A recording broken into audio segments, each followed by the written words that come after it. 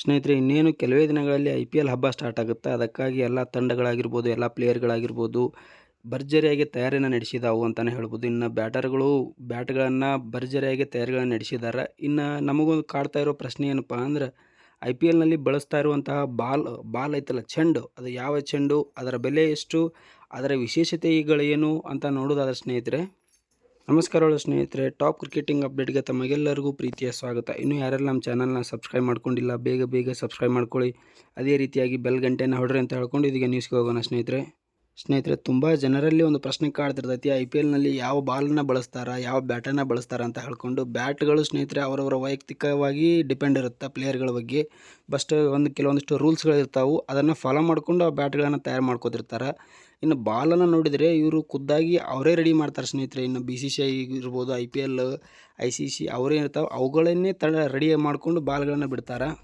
ಇನ್ನು ಆ ಬಾಲ್ನ ಬೆಲೆ ಎಷ್ಟು, ಆ ಬಾಲ್ ಯಾವುದು, ಅದರ ವಿಶೇಷತೆಗಳು ಏನು ಅಂತ ನೋಡೋದಾದ್ರೆ ಸ್ನೇಹಿತರೆ, ಅದಲ್ಲದೆ ಈ ಬಾಲ್ನ IPLನಲ್ಲಿ ಅಷ್ಟೇ ಅಲ್ಲ ಸ್ನೇಹಿತರೆ, ಇದನ್ನು ಎಲ್ಲ ವೈಟ್ ಬಾಲ್ ಫಾರ್ಮೆಟ್ಗಳಲ್ಲಿ ಏನು ಆಡ್ತಾರೆ ಅಲ್ಲಲ್ಲಿ ಎಲ್ಲ ಕಡೆಯೂ ಇದೇ ಬಾಲ್ನ ಬಳಸ್ತಾರೆ.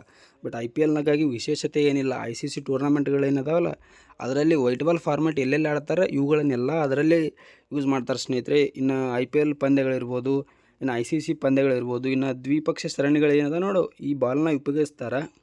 ಇನ್ನು ಈ ಬಾಲನ್ನು ಯಾವಾಗ ಅನ್ವೇಷಣೆ ಮಾಡಿದರೆ ಅಂತ ಹೇಳಿದ್ರೆ ಸ್ನೇಹಿತರೆ, ಇದು 1970ರ ದಶಕದಲ್ಲಿ ಈ ಬಾಲ್ನ ಅನ್ವೇಷಣೆ ಮಾಡಿದರು. ಅದು ಆದ ನಂತರ ಅದೇ ಬಾಲ್ನ ಯೂಸ್ ಮಾಡ್ಕೊಂಬರ್ತಾ ಇದ್ದಾರೆ. ಅಷ್ಟೊಂದೇನು ಚೇಂಜಸ್ಗಳನ್ನು ಮಾಡಿಲ್ಲ. ಇನ್ನು ಈ ಚೆಂಡಿನ ಏನು ವಿಶೇಷತೆ ಅಂತ ನೋಡಿದಾರೆ ಸ್ನೇಹಿತರೆ, ಚೆಂಡಿನ ಮೇಲ್ಪದರ ಅತ್ಯಂತ ಗುಣಮಟ್ಟದಾಗಿರುತ್ತೆ ಸ್ನೇಹಿತರೆ. ಅದಕ್ಕಾಗಿ ಚೆಂಡು ಏನಾದರೂ ಹೊಡೆದ್ರೆ ತುಂಬಾ ದೂರ ಹೋಗ್ತೈತಿ, ಗೊತ್ತಿರ್ಬೋದು. ಇದೇ ಕಾರಣಕ್ಕಾಗಿ ಅತ್ಯಂತ ದೂರ ಸಿಕ್ಸಸ್ಗಳು ಹೋಗ್ತಾವೆ, ಗೊತ್ತಿರ್ಬೋದು. ನಮ್ಮ ಕ್ರಿಸ್ ಗೇಲ್ ಅವರು ಸ್ಟೇಡಿಯಂ ಹೊರಗಡೆನೇ ಎಷ್ಟೋ ಬಾಲ್ಗಳನ್ನು ಹೊಡೆದಂಥ ಉದಾಹರಣೆಗಳದಾವು. ಇನ್ನು ಈ ಬಾಲ್ ಏನೈತಲ್ಲ, ಇದ್ರ ಒಳಗಿನ 2 ಪದರಗಳು ಏನದ ನೋಡಿ, 2 ಪದರಗಳನ್ನು ಮಾತ್ರ ಜನರ ಕೈಗಳಿಂದ ಹೊಲಿಯುತ್ತಾರೆ. ಇನ್ನು ಉಳಿದ ಎಲ್ಲ ಮೇಲಿನ ಪದರಗಳೇನಿರ್ತಾವೆ ನೋಡು, ಅವುಗಳನ್ನು ಯಂತ್ರದ ಸಹಾಯದಿಂದ ಹೊಲಿತಾರೆ ಅಂತಲೇ ಹೇಳ್ಬೋದು.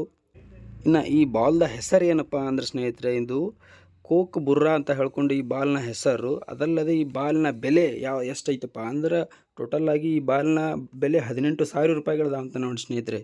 ಒಂದು ವೇಳೆ ನಮ್ಮ ಕ್ರಿಸ್ ಗೇಲ್ ಅವರಾಗಿರ್ಬೋದು, ಯಾರಾದರೂ ಹೊಡೆದ್ರೆ ಸ್ಟೇಡಿಯಂ ಹೊರಗಡೆ ಹೋದರೆ 18,000 ರೂಪಾಯಿ ಮನ್ನಾನೇ. ಈ ಬಾಲ್ನ ಹೆಸರು ಇನ್ನೊಮ್ಮೆ ನೋಡಿ, ಕೋಕ್ ಬುರ್ರಾ ಅಂತ ಹೇಳ್ಕೊಂಡು ಸ್ನೇಹಿತರೆ. ಇದರ ಬೆಲೆ 18,000ಗಳು. ಸ್ನೇಹಿತರೆ, ನಿಮ್ಮ ಅನಿಸಿಕೆ ಏನು ಅಂತ ಹೇಳಿ ಕಮೆಂಟ್ ಮಾಡಿ.